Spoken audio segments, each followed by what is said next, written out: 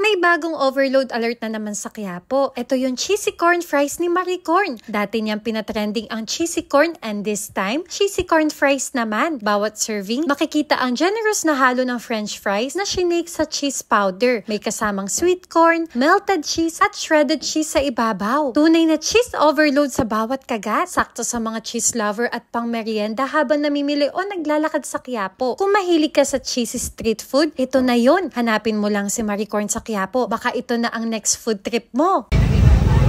Marie Corn! Lagi ka ba bumibili dito? Actually, first time po namin kasi siya talaga inahala doon sa kabila din po si Ned. Ano pangalan mo? I am Dromary Villarreal and I am from Fervidal. Tito! Tito Angel! Ayan.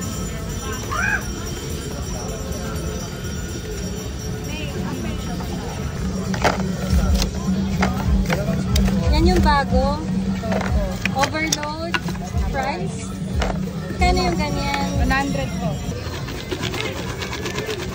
Meron ka na. Baka matagal na yan ha. Hindi po bago. Ito nakita kasi kita kanina sir, sabi ko luto. French fries na may cheese. Ano po? Sweet corn po muna. Tapos sweet corn. Diba?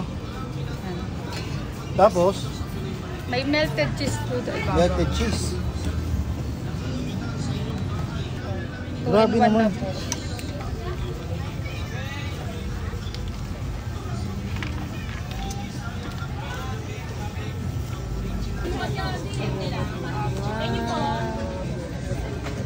May overload sa cheese.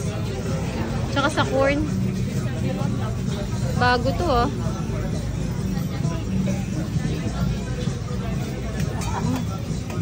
Pwede.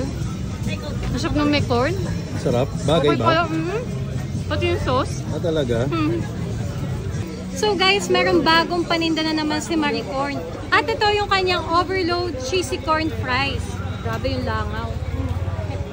So ito, meron siyang french fries. Tapos, shake sa cheese powder. At nilagyan ng corn. Tapos, nilagyan ng melted cheese. At nilagyan itong overload na cheddar cheese. So, try na natin to. Grabe. No, ito yung sikat na ano.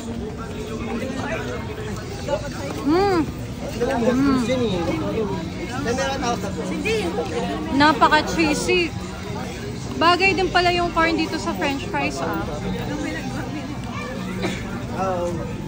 Ang gusto ko dito sa kanilang fries at yung corn nila, hindi sobrang alat. Sakto lang yung lasa at very creamy yung lasa niya.